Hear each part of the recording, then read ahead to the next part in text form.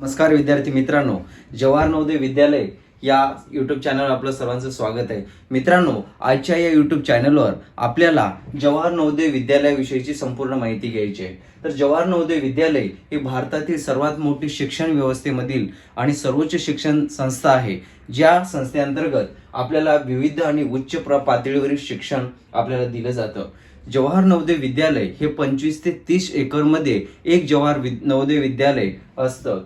यानंतर आजच्या या व्हिडिओमध्ये आपल्याला जवाहर नवोदय विद्यालयामध्ये ऍडमिशन प्रोसिजर कशा प्रकारे असतं, त्यानंतर त्यांचं फी स्ट्रक्चर कशा प्रकारे असतं, त्यानंतर हॉस्टेलमध्ये काय सुविधा दिलं जातं, मुलांना काय जेवण दिलं जातं, त्यामध्ये बेडची सिस्टीम काय असतं, त्यानंतर शिक्षणाचं माध्यम काय आहे, त्यानंतर जवाहर नवोदय विद्यालयामध्ये जेवणाच्या सुविधेमध्येच म्हणजेच त्यांच्या जेवणामध्ये काय काय जेवण दिलं जातं, व्हेज नॉन व्हेज, त्या प्रकारची माहिती, त्यानंतर रूल्स अँड रेग्युलेशन्स काय आहेत, त्यानंतर परीक्षा कोण देऊ शकते आणि कोणतं बोर्ड असते, याविषयीची संपूर्ण माहिती आपल्याला आजच्या या व्हिडिओमध्ये पाहायचं आहे.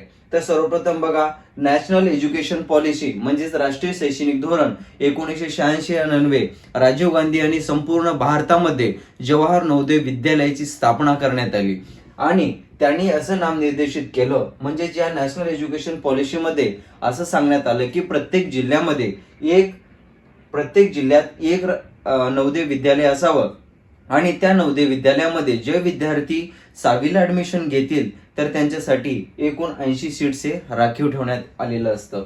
त्यानंतर आपण बघूया की जवाहर नवोदय विद्यालयामध्ये ऍडमिशन प्रोसिजर कशा प्रकारे होतं. बघा, या ठिकाणी इयत्ता 5वी व इयत्ता 8वी मध्ये एक प्रकारे एंट्रन्स एक्झाम घेतली जाते आणि ही एंट्रन्स एक्झाम दरवर्षी एक वेळेस कंडक्ट केली जाते. जे विद्यार्थी 5वी आणि 8वीची एंट्रन्स एक्झाम दिली जाते आणि एंट्रन्स एक्झाम दिल्यानंतर ज्यांनी गुण सर्वात जास्त प्रावीण्य मिळवलेलं असतं त्यांच्यामधून विद्यार्थ्यांची निवड या एंट्रन्स एक्झामद्वारे केली जातं. त्यानंतर इयत्ता 6वी मध्ये एकूण 80 सीट हे प्रत्येक जवाहर नवोदय विद्यालयामध्ये राखीव ठेवलेले असतात. म्हणजेच जे विद्यार्थी 5वीला नवोदयची परीक्षा देतात तर त्या विद्यार्थ्यांसाठी 6वी मध्ये ऍडमिशन घेण्याकरिता एकूण 80 सीट्स हे राखीव असतात. त्यानंतर 9वी आणि 11वी यांच्या देखील जागा असतात. परंतु जेव्हा विद्यार्थी 6वी 7वी 8वी मध्ये काही विद्यार्थी हे जवाहर नवोदय विद्यालय सोडून दुसऱ्या शाळेमध्ये जातात तर त्यांच्या जागा ह्या व्हॅकंट राहतात. मग तशा प्रकारच्या व्हॅकंट जागा हे 9वी आणि 11वी यांच्यासाठी ते दिलेले असतात. म्हणून इयत्ता 9वी आणि इयत्ता 11वी मध्ये जागा ह्या फार तुरळक प्रमाणात असतात. त्यानंतर बघा, इयत्ता 6वी ते 12वी पर्यंत फी हे फ्री असतं, परंतु त्यामध्ये काही लिमिटेशन्स आहेत ते आपण पाहणारच आहोत. त्यानंतर आपल्याला हा एक प्रश्न पडतो की जवाहर नवोदय विद्यालयामध्ये मीडियम कोणतं असतं, म्हणजे स्टेट बोर्ड असतं का सीबीएसई बोर्ड असतं की आयसीएसई बोर्ड असतं. तर जवाहर नवोदय विद्यालयामध्ये संपूर्ण शिक्षण हे सीबीएसई बोर्ड अंतर्गत असतं. त्यानंतर बघूया की जवाहर नवोदय विद्यालयाचे रूल्स आणि रेग्युलेशन्स काय आहेत, त्यांच्या अटी काय असतात. तर पहिली अट आहे 3 ते 5 म्हणजेच 3री ते 5वी पर्यंत तो विद्यार्थी गव्हर्नमेंट म्हणजे शासकीय शाळेमध्ये शिकत असला पाहिजे किंवा अनुदानित म्हणजेच एडेड शाळेमध्ये शिकत असला पाहिजे, हा क्रायटेरिया आहे. समजा आपण एक गृहीत धरूया की विद्यार्थी हा 5वीला नवोदयची परीक्षा देणार आहे आणि तो शहरी भागात आहे, तर त्याला ग्रामीण भागातला मोबदला घेता येणार नाही, कारण तो शहरी भागात शिकत असल्यामुळे. त्यानंतर त्या विद्यार्थ्यांचे वय हे 8 ते 12 मध्येच असलं पाहिजे. त्यानंतर आहे की तो विद्यार्थी समजा 5वीला त्याच्या वयामध्ये बसलेला आहे आणि तो परीक्षा दिलेला आहे आणि परीक्षा दिल्यानंतर तो समजा गुणानुक्रम कमी आलेला असेल तर दुसऱ्या वर्षी त्याला परीक्षा देता येणार नाही.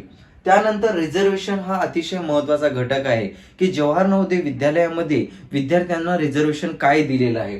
तर बघा, या ठिकाणी 1/3 ह्या जागा मुलींसाठी राखीव ठेवण्यात आलेल्या आहे.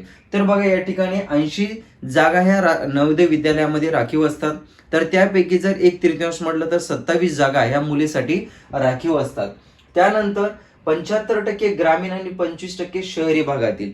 आता एक कन्सिडर करूया की 80 जागा ह्या एका जवाहर नवोदय विद्यालयामध्ये आहेत, तर त्या 80 जागेपैकी 75% विद्यार्थ्यांना हे ग्रामीण भागातून निवड केली जाते. भले त्यांचं गुणानुक्रम कमी असलं तरी पण त्यांची 75% निवड ही नवोदय विद्यालयात केली जाते आणि त्यानंतर जे शिल्लक जे 25% जे विद्यार्थी आहेत ते शहरी भागामधून निवड केली जाते. त्यानंतर SC म्हणजे शेड्यूल्ड कास्ट या विद्यार्थ्यांना 15% आरक्षण असतं. त्यानंतर ST म्हणजे शेड्यूल्ड ट्राईब यांना 7.5 म्हणजे 7.5% जागा राखीव असतात. त्यानंतर 3% जागा हे दिव्यांग विद्यार्थ्यांना म्हणजे डिसेबल जे विद्यार्थी असतात त्यांच्यासाठी 3% जागा हे राखीव असतात. त्यानंतर बघूया की मीडियम म्हणजे जवाहर नवोदय विद्यालयामध्ये समजा आता महाराष्ट्र आहे, महाराष्ट्रामध्ये मातृभाषा मराठीमध्ये बोलली जाते, परंतु नवोदय विद्यालयामध्ये शिकवण्याचं माध्यम कोणतं आहे असं जर विचारलं तर 2 आहेत, एक हिंदी मीडियम आणि इंग्लिश मीडियम. त्यानंतर आहे फी स्ट्रक्चर. फी स्ट्रक्चर मध्ये जवाहर नवोदय विद्यालयामध्ये SC ST below poverty level म्हणजे दारिद्र्यरेषेखालील आणि मुली यांच्यासाठी फ्री ऑफ कॉस्ट असते. म्हणजे 6वीला जर नवोदय विद्यालयामध्ये विद्यार्थी लागला तर 12वी पर्यंत त्याला एकही रुपये पैसे भरायची आवश्यकता नाही. त्यानंतर अदर कॅटेगरी म्हणजे ज्यांचं उत्पन्न सर्वात जास्त आहे किंवा ओपनचे कॅन्डिडेट आहे तर त्यांना दर महिना 600 रुपये प्रमाणे जवाहर नवोदय विद्यालयामध्ये भरावे लागतात. त्यानंतर गव्हर्नमेंट सर्वंटला 1,500. समजा एक उदाहरणार्थ आहे की मी आता एक गव्हर्नमेंट सर्वंट आहे तर माझी मुलीला जवाहर नवोदय विद्यालयामध्ये जर नंबर लागला तर मी गव्हर्नमेंट असल्यामुळे मला 1,500 रुपये पर मंथ मला जवाहर नवोदय विद्यालयामध्ये भरावी लागतात ॲज अ फीस. त्यानंतर 6 ते 8 पर्यंत त्यामध्ये SC असो ST असो मुली असो दिव्यांग असो की ओपनचा कॅन्डिडेट असो तर त्या विद्यार्थ्यांना 8वी पर्यंत कसल्याच प्रकारची फीस आकारली जात नाही. तर बघा मित्रांनो, तुम्हाला आजच्या व्हिडिओमध्ये जवाहर नवोदय विद्यालयामधील सुविधा काय आहेत, हॉस्टेल्स काय आहेत, माध्यम काय आहेत, फीस काय आहे, कोण परीक्षा देऊ शकतं, याविषयीची ऍडमिशन प्रोसिजर काय असतं याविषयीची संपूर्ण माहिती बघितलेली आहे. अशा प्रकारचे व्हिडिओ मिळवण्यासाठी आणि जवाहर नवोदय विद्यालयाबद्दलची संपूर्ण माहिती घेण्यासाठी माझ्या YouTube चॅनलला लाईक, सबस्क्राईब आणि शेअर करायला विसरू नका. थँक्यू.